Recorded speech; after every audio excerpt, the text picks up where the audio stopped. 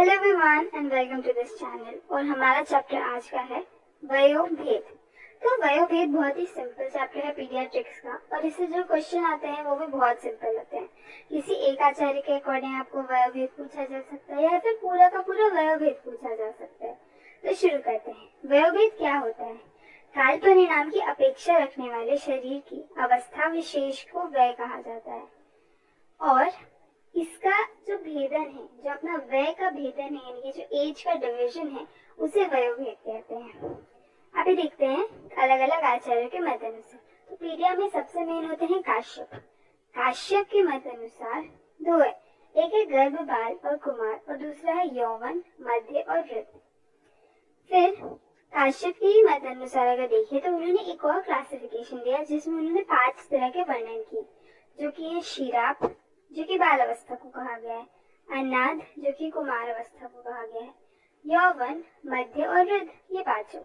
इनके बारे में अगर विशेषता देखें तो जो क्षीराप होता है वो जो वर्ष की अवस्था तक दुग्ध पीता है, मतलब 1 वर्ष की जो अवस्था है तब तक वो दूध पिएगा। अन्नाद 1 वर्ष से 16 वर्ष तक की उम्र के बच्चे को कहते हैं। और यौवन होता है 16 वर्ष से 34 वर्ष तक का। मध्य में 70 वर्ष तक, जब उसकी धातुएं स्थिर हो जाती हैं, और उसके बाद 70 वर्ष के बाद धातु क्रमशः क्षीण हो जाती हैं, उससे वृद्ध अवस्था कहते हैं। बहुत सिंपल है, आपको एज के अकॉर्डिंग याद रखना है। नेक्स्ट है आचार्य चरक के मत अनुसार। तो बाल्य अवस्था, मध्य अवस्था और जीर्ण अवस्था उन्होंने 3 कही है। अभी बाल अवस्था, धातु अपरिपक्व, बढ़ी हुई, शरीर कोमल, क्लेश सहने में असमर्थ, शरीर श्लेष्म प्रधान और मन चंचल। ये सारे यहाँ पे फीचर्स बताए हैं कि एक ऐसा इंसान जो, जैसे आप एक बच्चे को इमेजिन करो तो आप उसके ये सारे कैरेक्टरिस्टिक्स इमेजिन कर सकते हो, खुद ही लिख सकते हो कि उनमें अपरिपक्व धातु होती है, बढ़ती हुई है वो, कोमल, क्लेश सहने में असमर्थ शरीर होता है उनका, मन चंचल होता है। अभी मध्यम अवस्था जिसमें हम और आप है। तो यहाँ पे शरीर उच्च प्रमाण में बल, वीर, पौरुष, पराक्रम, ग्रहण, धारण, स्मरण, वचन एवं विज्ञान, धातु उत्तम गुणों से युक्त होती है। शरीर बलवान होता है, मन सम्यक होता है, और शरीर पित्त की प्रधानता वाला होता है, और 60 वर्ष तक की उम्र को कहा गया है। देखिए, बाल अवस्था में कफ प्रधान होता है, मध्यम अवस्था में पित्त और वृद्ध अवस्था में वात प्रधान होता है। अभी वृद्ध अवस्था को यहाँ जीर्ण अवस्था बोली है, और इसके फीचर्स हैं कि मध्यम अवस्था के बाद शरीर, धातु, इंद्रिय का बल, वीर, पुरुषार्थ, पराक्रम, ग्रहण, स्मरण, वचन एवं विज्ञान की शक्ति घटती है। धातु जो है और गुण, उन धातुओं के जो गुण हैं वो नष्ट हो जाते हैं, और शरीर वायु की प्रधानता वाली हो जाती है। 100 वर्ष तक की आयु जीर्ण अवस्था में आती है। अभी आचार्य सुश्रुत ने क्या बोला? तो आचार्य सुश्रुत का सिंपल है, बाल अवस्था, मध्यम अवस्था, वृद्ध अवस्था। बाल अवस्था में उन्होंने 3 कैटेगरी कर दी, क्षीराप, क्षीर अन्नाद और अन्नाद। क्षीराप नाम से पता चल रहा है दूध पीता हुआ, क्षीर अन्नाद दूध और खाना दोनों खाता है, और अन्नाद अभी बड़ा हो चुका है, तो वो बेसिकली उनका बेसिक डाइट जो है वो खाना है।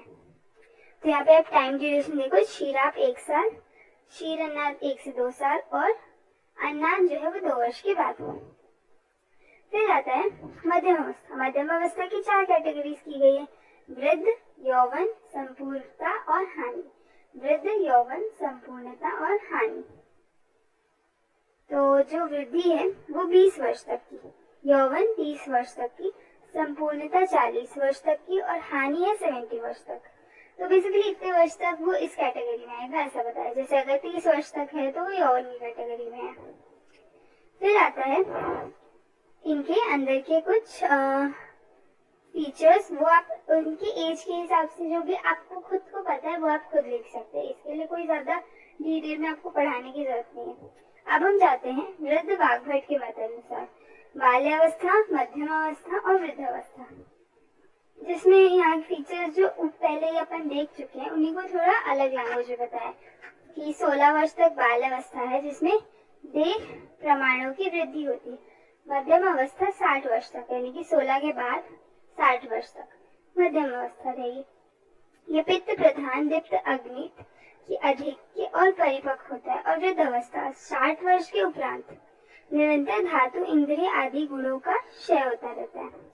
अभी लघु वाग्भट के मत अनुसार बाल अवस्था, मध्यम अवस्था और वृद्ध अवस्था, तो ये सेम उनके जैसे ही है और इसके अंदर के फीचर्स आप देख सकते हैं। अभी हारित के मत अनुसार, तो हारित में बाल, युवा, मध्यम और वृद्ध, और उनकी एज इस तरीके से मानिए कि बाल 16 वर्ष तक, युवा 25, मध्यम 70 और उसके बाद वृद्ध आ जाएगा।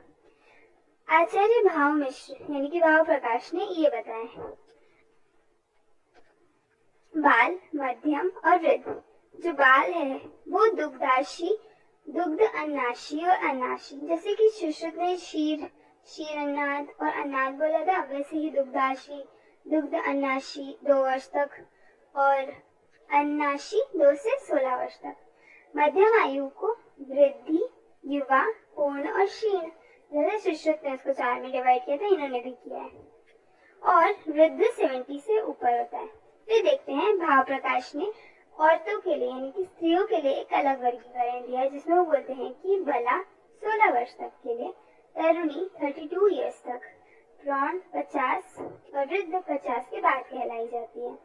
आचार्य पराशर ने स्त्रियों के लिए जो बताया उसमें वो बोलते हैं कि गौरी, रोहिणी, कन्या और रजस्वला, ये 3 भेद है, जिसमें गौरी 8 वर्ष तक, 8 के बाद और 9 तक, 8 के बाद से 9 तक रोहिणी, और 9 से फिर 10 तक कन्या, रजस्वला 10 के बाद होती है।